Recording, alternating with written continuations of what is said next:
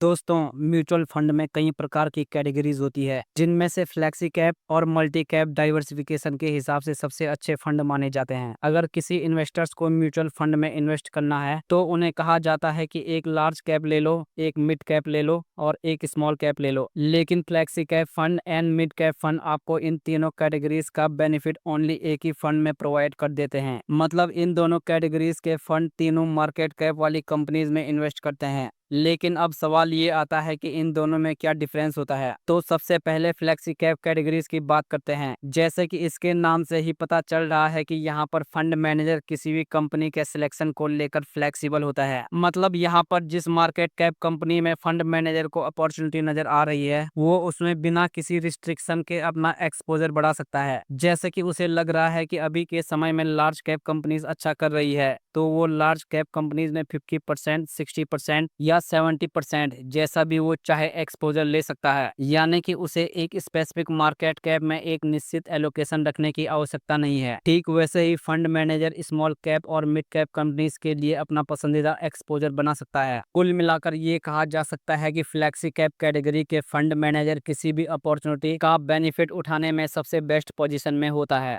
अब बात करते हैं मल्टी कैप कैटेगरी की। दूसरी ओर मल्टी कैप फंड में फ्लेक्सी कैप फंड जैसे फ्लेक्सिबिलिटी नहीं होती। यहाँ पर फंड मैनेजर को सभी मार्केट कैप वाली कंपनीज में मिनिमम 25% तो इन्वेस्ट करके रखना ही होता है। जैसे कि यदि मैनेजर को लग रहा है कि अभी के समय में स्मॉल कैप कंपनीज में अच्छी अपॉर्चुनिटी है, तो वो मिनिमम 50% तक की स्मॉल कैप कंपनीज में इन्वेस्ट कर सकता है, जबकि बाकी उसे 25% large and mid cap companies में रखना पड़ेगा। इसी वजह से यहाँ पर मल्टी कैप में तीनों कैटेगरीज का एक्सपोजर तो मिलता है, लेकिन इसमें बहुत ज्यादा फ्लेक्सिबिलिटी नहीं होती। कुल मिलाकर ये कहा जा सकता है कि मल्टी कैप कैटेगरीज में किसी भी एक मार्केट कैप में मैक्सिमम एलोकेशन 50% हो सकता है और मिनिमम ये 25% रहेगा। अगर बात करें दोनों फंड्स की रिस्क की, तो यहाँ पर इक्विटी फंड्स होने की वजह से दोनों फंड्स में ही रिस्क की मात्रा काफी अधिक होती है। लेकिन फ्लेक्सी कैप कैटेगरीज में फंड मैनेजर अपने अनुसार एलोकेशन ले सकते हैं, जिसकी वजह से यहाँ पर कंपैरेटिवली थोड़ा ज्यादा रिस्क होता है। जबकि दोस्तों दूसरी ओर मल्टी कैप में हर समय एक अच्छा डाइवर्सिफिकेशन बना होता है, तो यहाँ पर कंपैरेटिवली थोड़ा कम रिस्क होता है। तो दोस्तों ये तो बात हो गई मेन डिफरेंस की। अब बात करते हैं इन दोनों कैटेगरीज में किस कैटेगरीज ने बेटर रिटर्न्स बनाकर दिए हैं। सबसे पहले फ्लेक्सी कैप कैटेगरीज में लास्ट 10 ईयर्स के टॉप 5 फंड्स को देखते हैं। अगर टॉप 5 फंड की बात करें तो यहाँ पर क्वांट फ्लेक्सी कैप फंड ने लास्ट 10 ईयर्स में 19.86% के रिटर्न्स बनाए हैं। पराग पारिक फ्लेक्सी कैप ने 18.25% के, जेएम फ्लेक्सी कैप ने 17.30% के, एचडीएफसी फ्लेक्सी कैप ने 16.28% के और एडेलवेस के फ्लेक्सी कैप ने 15.98% के रिटर्न्स बनाकर दिए हैं। और इनके 5 इयर्स के रिटर्न्स की बात करें तो क्वांट फ्लेक्सी कैप ने 36.29%, पराग पारिक ने 29.76%, जेएम फ्लेक्सी कैप ने 31.38% के, एचडीएफसी ने 34.30% के और एडेलवेस ने 28.92% के रिटर्न्स बनाकर दिए हैं। तो 5 इयर्स की रेंज 28% से 36% के बीच में है और वहीं पर 10 सालों की रेंज 15% से 19% के बीच में है। और अगर दूसरी ओर मल्टी कैप के टॉप 5 फंड्स की बात करें तो यहाँ पर क्वांट एक्टिव फंड ने लास्ट 10 इयर्स में 18.72% के, सुंदरम मल्टी कैप ने 15.67% के, इन्वेस्को मल्टी कैप ने 15.61% के, आईसीआईसीआई के मल्टी कैप ने 15.59% के और निपॉन मल्टी कैप ने 15.50% के रिटर्न्स बनाकर दिए हैं। तो यहाँ पर यदि देखा जाए तो लास्ट 10 इयर्स की रेंज में 15% से 18% के बीच में है। वहीं पर यदि 5 इयर्स की रेंज देखे तो वो 29% से 33% के बीच में है। तो दोस्तों यहाँ पर लॉन्ग टर्म में तो multi cap fund flexi cap funds के मुकाबले थोड़े कम ही रिटर्न्स बनाकर दे रहे हैं, जिसमें कि 5 और 10 सालों के पीरियड में most of flexi cap fund ने बेटर करके दिया है। अब बात करते हैं कि इनमें से बेस्ट कैटेगरी कौन सी है। देखा जाए तो दोनों कैटेगरीज की अपनी अपनी जगह इंपॉर्टेंस है। तो यदि आपको तीनों मार्केट कैप वाली कंपनीज में एक्सपोजर चाहिए,